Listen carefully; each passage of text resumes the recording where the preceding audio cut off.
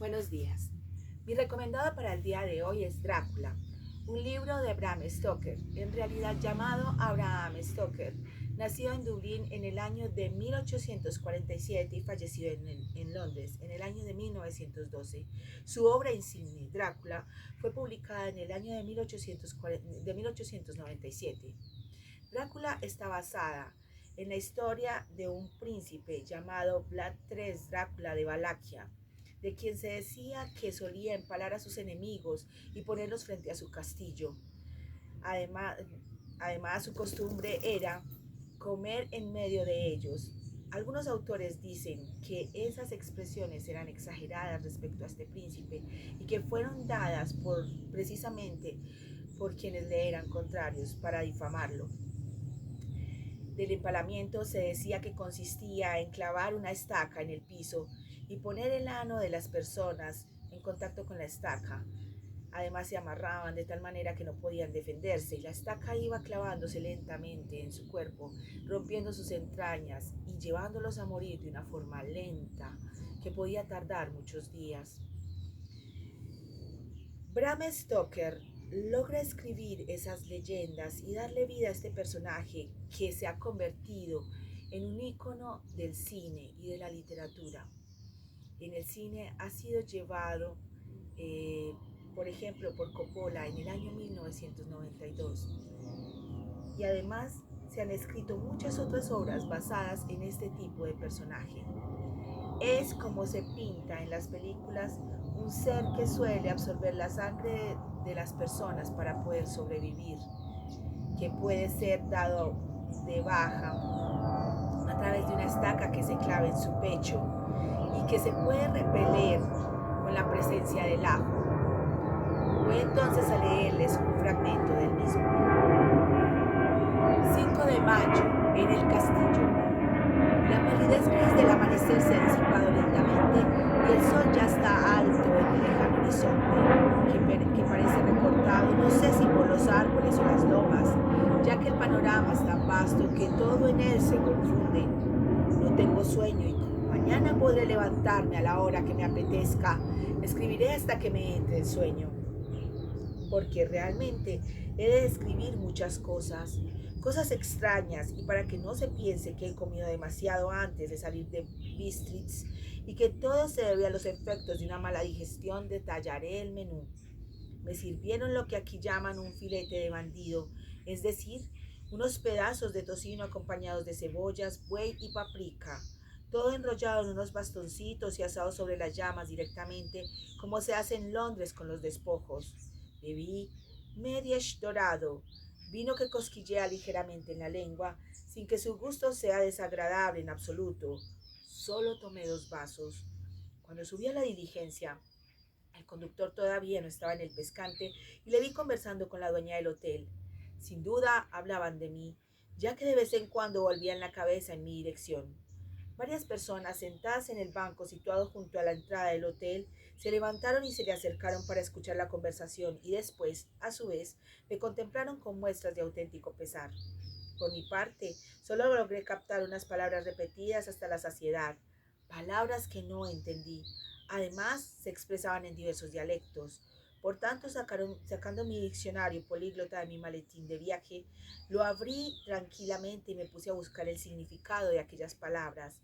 Confieso que no sirvieron para darme valor, ya que por ejemplo vi que Ardok significa Satanás, Pokol, infierno, Stregosha, bruja, Lolok y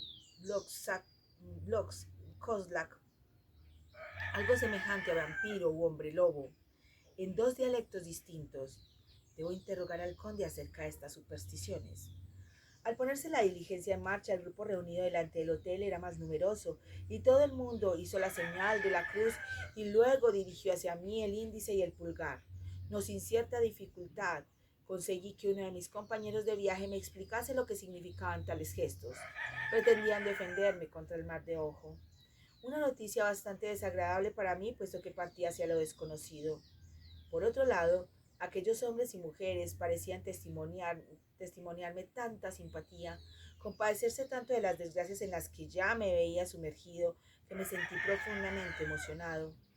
Jamás olvidaré la última visión de aquella multitud agrupada delante del hotel, persignándose medrosamente mientras yo dejaba vagar mi mirada por el patio, donde crecían laureles y naranjos en tiestos pintados de verde. El postillón, cuyos amplios pantalones ocultaban casi todo el pescante, que en aquel dialecto se llama gotza, hizo restallar el látigo sobre los 4 caballos del tiro y el carruaje se puso en marcha. La belleza del paisaje me hizo olvidar muy pronto todas mis inquietudes, aunque seguramente no me habrían despojado de ellas con tanta facilidad de haber captado el significado de las frases que intercambiaban mis compañeros de viaje. Ante nosotros se extendían bosques y selvas con diversas colinas escarpadas, en cuyas cimas aparecían grupos de árboles o algunos caseríos con los lisos hastiales orientados hacia la carretera. Por todas partes había una apabullante explosión de árboles frutales en flor, manzanos, ciruelos, perales y cerezos, y a medida que avanzábamos pude ver que la hierba de los prados se hallaba alfombrada con los pétalos caídos. Contorneando o escalando las colinas, la carretera se perdía entre meandros de hierba verde o quedaba encajonada entre los bosques de pinos. El camino era muy malo, pese a lo cual virábamos a gran velocidad, circunstancia que dejó de extrañarme. Sin duda el postillón deseaba llegar a bordo Brund lo antes posible. Me explicaron que aquella senda era excelente en verano, pero que tras la nieve del invierno aún no la habían arreglado. A este respecto se diferencia de todos los demás caminos de los Cártapos. En efecto, desde tiempo inmemorial nadie ha cuidado nunca los senderos y veredas de aquellas regiones, por temor a que los turcos se imaginen que preparan una invasión y declaren la guerra, que en realidad siempre está a punto de estallar. Más allá de aquellas colinas se divisaban otros bosques y los elevados picos de los Cárpatos.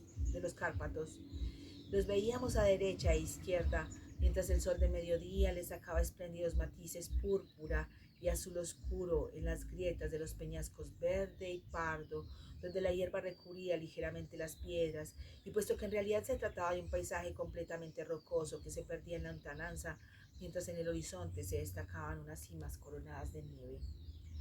Voy a saltar un poco y voy a leerles en otra parte.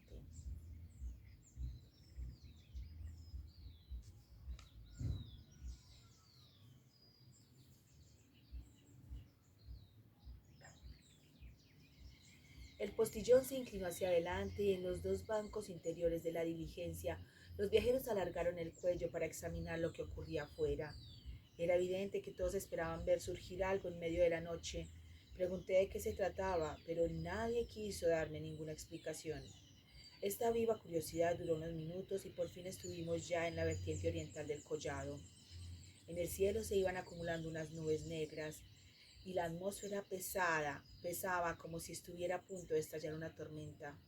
Era como si a ambos lados de la colina la atmósfera fuese distinta y acabáramos de llegar a una región peligrosa. Comencé a buscar con la vista el carruaje que debía conducirme al castillo del conde. Esperaba percibir sus luces de un momento a otro, pero la noche continuaba sumida en profundas tinieblas. Solo los faroles de la traqueteante diligencia proyectaban unas luces, por entre las cuales se elevaba el aliento humeante de los caballos. Dichos faroles permitían distinguir la ruta blanca del camino, mas no había ningún rastro del carruaje anunciado por el conde en su carta. Mis compañeros, con un suspiro de alivio, adoptaron posturas más cómodas, burlándose de su falta de valor. Estaba reflexionando respecto a lo que debía hacer en situación tan embarazosa, cuando el postillón consultó su reloj y pronunció, dirigiéndose a los demás pasajeros, unas palabras cuyo sentido no logré captar, aunque intuí su posible significado. 1 hora de retraso. Después se volvió hacia mí y en un alemán aún peor que el mío me aconsejó. No se ve ningún coche, por tanto, nadie aguarda al señor. Continúe con nosotros el viaje hasta Bucovina y ya volverá aquí mañana o pasado. Sí, esto será mucho mejor.